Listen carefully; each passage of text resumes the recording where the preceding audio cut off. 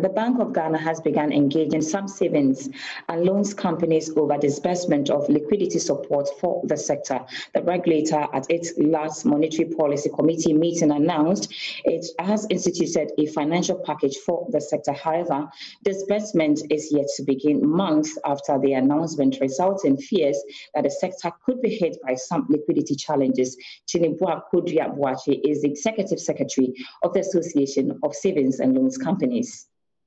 The timing for the disbursements, we think that is to a larger extent dependent on the central bank. And so we can only request from the central bank and encourage them to speed up the process and also continue to engage the people and continue to show the commitment that we have seen. So it is our expectation that it will come sooner than later, because the more it drags, the more those institutions who have a liquidity challenge will be suffering the more. Well, some would say that. I mean, I remember when the Bank of Ghana announced this, some would argue that it has taken quite a while. Has it got to do with your members not meeting the requirements in accessing this facility, or the regulators still want to do a lot of prudence, a lot of work before these disbursements are done, one would say?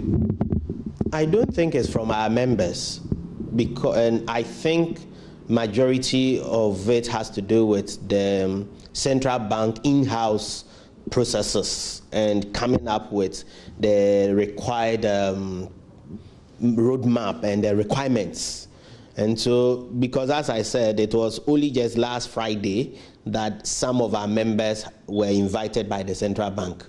And so all this while they had submitted the application.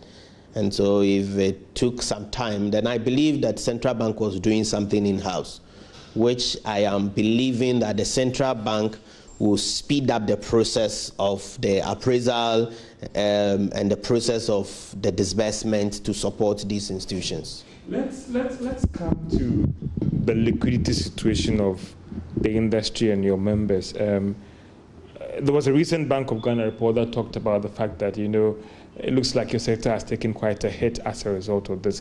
What is the situation right now as you speak in terms of the liquidity situation of your members at a time when there is COVID and the argument is that everybody is withdrawing from these institutions? What is the situation right now in terms of among your members when it comes to your liquidity position? I'm very happy you asked this issue, and the central bank actually mentioned that, okay, the COVID situation has hit the SDI sector more than the commercial banks. This is actually to buttress the point that we have always been saying. What is it? That it is our members, the SNLs, the microfinance institutions, who actually support the SMEs in Ghana. The people who live from hand to mouth, it is our members who serve them. And again, if you look at the balance sheet of the commercial banks, the balance sheet of commercial banks, maximum 40% goes into loan, the rest into investment and other things. But if you come to the SDI, the majority of our balance sheet is in loans. The average in our industry is around 60% is in loans. Some of the institutions, every deposit they mobilize their shareholder funds and everything, as high as 90% is in loans.